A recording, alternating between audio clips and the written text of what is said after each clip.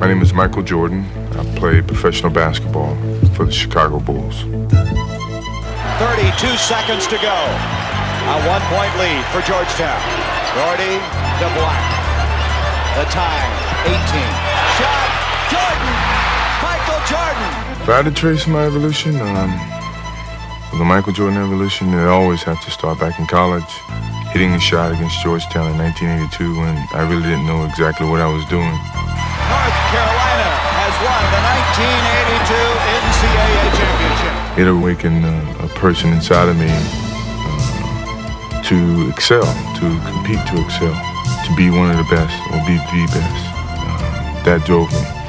And I guess with that shot, it kind of ignited a fire inside of me that nothing was going to stop me. Cut it to one if they score. Jordan down the middle, all the way! Jordan to the hoop! Sends it out to Jordan down the lane, all the way! Basket! It's an effort by Jordan, who has it on the break, driving all the way in! Oh, he's got an unbelievable ball! Greatness comes in all shapes and sizes. This man dominated the NBA when he played. He could fly through the air and everyone wanted to be like him. He achieved all kinds of levels of success. It's Michael Jordan. Strike three! Money's no damn usual. But he's trying. Say hey, he's no Willie Mays. But he's trying, man. What it did teach me was don't be afraid to try. The worst thing that can happen is it doesn't pan out the way that you envision it. But at least you know that by giving it a shot. People were basically saying that I didn't have no reason being in the sport, and I was degrading the sport. When those negative things started to happen, the only thing I wish my father was there to give me the positive reinforcements that I needed. How old were you when your father actually put a court in the backyard with a hoop? About 14, I read. I was Yeah. about 14 So that years actually old. happened to you? Yes. Yeah. I started baseball when I was 6, but I really didn't start basketball until I was 12. Whoa. Did you know? Did you have any idea somewhere in your cell in your knee somewhere? Did you have any idea that it could be like this? No. No. By no means. And if that was the case, if it was something that I probably was chasing, I would have never gotten it. You've never gotten it. Because, you know, a lot of kids think they're going to be like you. That's the whole point. If you chase something, then sometimes you never get it. If you put forth the work and all the attitude, next thing you know, it's bestowed upon you. Whoa. My mental preparations for the game are very different than most. I try to relax myself. I'm a jokester, a prankster, if you want to say it that way. I listen to music, I joke around with the guys, I take my whole mind away from the game itself, and then when the time comes to focus on the game, I focus on my athletic skills and putting it together with the team and somehow collectively going out and doing our jobs each and every day. I challenge myself to be the best basketball player every moment that I'm playing the game of basketball. And sometimes that means tricking yourself in your mind to say that you can't do this or your weaknesses are here, but yet you still try to work on improving those weaknesses. A lot of people may say, well, Michael Jordan never had weaknesses. Michael Jordan had weaknesses. He just had to dig deep inside himself to figure out what they were and challenge himself to improve those weaknesses. So mentally, I like to challenge myself to go out and play a perfect basketball game. Although I know you can't do that. It's practically impossible to play a perfect game, but that doesn't mean you can't challenge yourself to do that.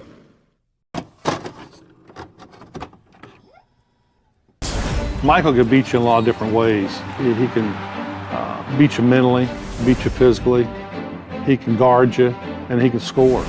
I know in my time, he was better than all of us. He's always been a clutch performer, and one of the guys can take over late in the game, and that's what really made Michael Jordan so special. When the game was on the line, no one was better. The thing that Michael Jordan doesn't get the most credit for probably would be the fact that he's the most fundamentally sound basketball player that ever lived. You know, if you look at all the highlights, you know, you see the dunks and you see the jump from the free throw line. But when he's on defense, the correct hands in the passing lane. When he's boxing out, he turns the correct way.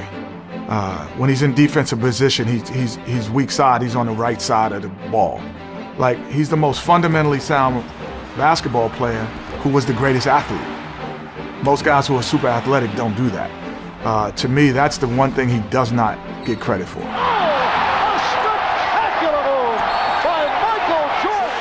In his second year, which he missed most of the year with a foot injury, his own team didn't want him to play in the playoffs.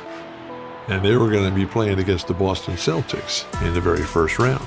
And we've got one of the great teams ever. In the first game, Michael Jordan, who we'd read about and heard about, and a nice career down in North Carolina, Olympic gold medal. And we play Michael, and he just puts himself in and says, I'm going to play. Game starts, Celtics were just rolling, playing great. Celtic crowd, Boston Garden, just over the top, fantastic. At the end of the game, which the Celtics win handily, Michael has 49 points. And we kind of shrugged, and because other guys have scored many points in games where they lose. And so we're kind of in the locker room after the game and muttering amongst ourselves, well, he'll never do that again. Jordan with 8 on the clock. Jordan ties the game. Oh, boy. 63 points, and you're looking at an all-time record. Oh, boy. So in the locker room after this game, when he gets to 63 in our face, we look at each other and we say, this guy's pretty good. Up to Jordan, Michael down the lane, jammed it.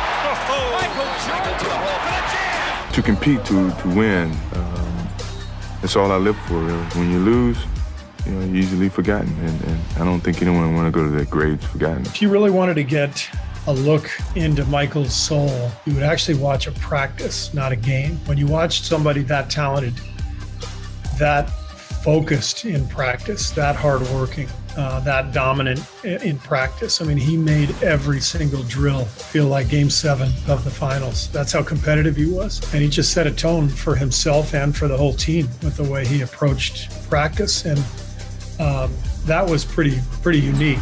Wham! In your face. Michael tonight is showing the entire repertoire.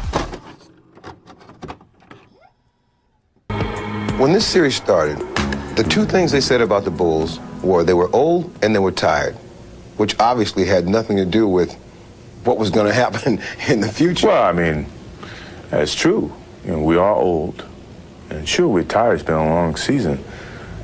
But mentally, we have a vision. We have a finish that we have to attain, And sometimes you have to do it when you're old and you're tired, And I think it's the test of your will to succeed when you have to deal with, some of these negatives. And I'm pretty sure, by the end of this playoffs, you'll see the old and the tired people were very, very young and strong mentally. 'Cause it's a bittersweet symphony that's life.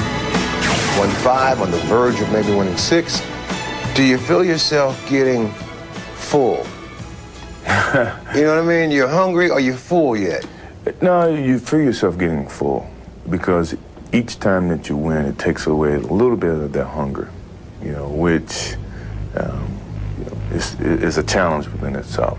It's a battle within your mind to find a challenge to go to that same place that you've been 5 times before, and that's hard, When people say, well, the first one was the hardest, no, the last one's the hardest because you're battling with yourself. Are you starting to feel satisfied at least? As an athlete, are you feeling satisfied? Because I know at times that we've talked, you say you're still searching for that perfect game, still searching to find in your mind greatness as you describe it. I'm getting better. I'm getting at my peak. I'm getting at my limit. Physically, I think I am at my limit. Mentally, it's a lot of empty space that I don't know much about, but I keep forcing myself to learn more about the game. Maybe it's my fault.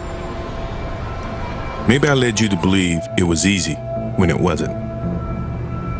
Maybe I made you think my highlights started at the free throw line and not in the gym. Maybe I made you think that every shot I took was a game winner. That my game was built on flash and not fire.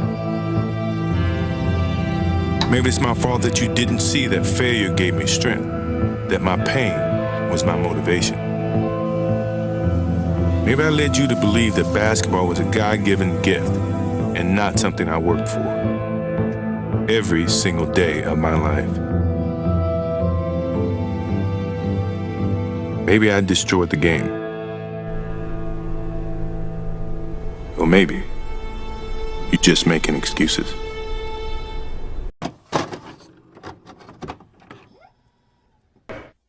This whole thing about you practicing. I mean, if you talk to any of your teammates, they would say, even if they saw something in the game, it's like, shoot, you should have saw him Thursday.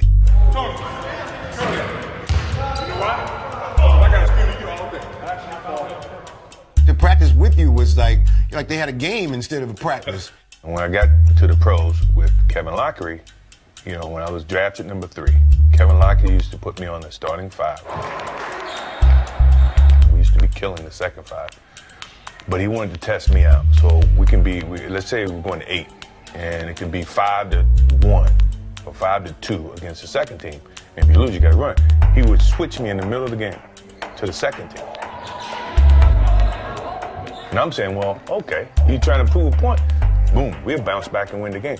Those are all training tools for me. And every day in practice was like that to me. It was a competition. So when the game comes, there's nothing that I haven't already practiced. It's a routine. You know, whatever happens in the game now, okay, I've done this before. Jordan for the win. Got it at the buzzer. He's done it again. Was fear of failure a motivator? I never feared about my skills, you know, because I put in the work. Put him away, MJ. Work ethic eliminates fear. Yes. You know, so if you put forth the work, then what are you fearing? You know what you're capable of doing, what you're not. We're down to 2, now to 1. Here's Jordan. Yes! It is all over. The Chicago Bulls have won at the buzzer in game. As a member of the Chicago Bulls, the last shot. What was that shot? Game 6. The Bulls can win it right here. The Bulls can win it. Unbelievable. 13 seconds left. Jordan left side. I practice as if I'm playing in a game. So when the moment comes in the game, it's not new to me. That's the beauty of the game of basketball. That's the reason why you practice. That's the effort. So when you get to that moment, you don't have to think. Instinctively, things happen. Jordan a drive.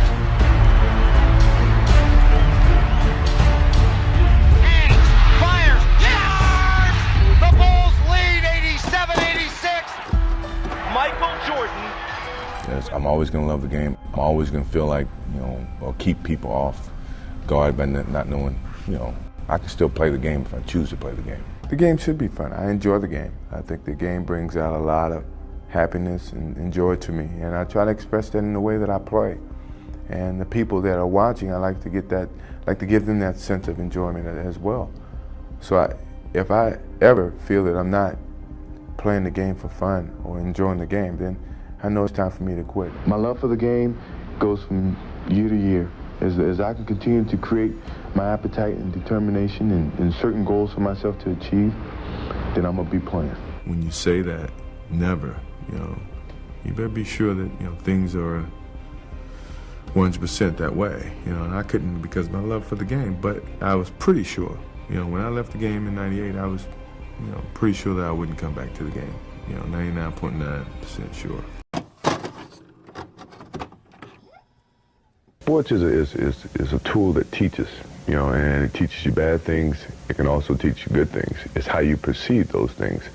I've looked at every experience that I've had, negative and positive, and taken that as a positive. You know, if I wouldn't change anything because I think it would alter some of the other things that happened. You know, so when I look back, I can't say that I've had any bad things happen. Sure, I mean, you don't want bad things to happen, but you deal with bad things. You can't have good or without bad. People don't see that, and people will never understand that to be success. You know, all they think about, well, he batted .202, you know, and he struck out a certain number of times. Yeah, okay. You know, but the effort was there, and the learning curve and the passion was there that has transcended not just to me, but to other people who are afraid to do things because they're worried about the perception that may come from other places. To me, that's more gratifying than anything, you know. So that's the things that my father and my mother instilled in me. Take a negative and turn it into a positive. Don't be afraid to fail. And you still want to do that as a pro when you leave basketball? Yeah, I do. A lot of people say I couldn't do it, which is more energy for me to try to do it. You know, it just drives me. When people say I can't do anything, that means I'm gonna certainly try to achieve it even harder. My biggest motivation in life, you know, is to compete, you know, find different competitions in certain things in life and try to overcome that, you know, be it positive or negative. But I have yet to meet someone who is as competitive as me, you know, and I just feel that much confident about my competitive drive. I just think that I have the habits of working hard. I always been taught that to reach a goal that in life that you want, you have to work hard to get to it. And so far, I just, you know, have that in mind.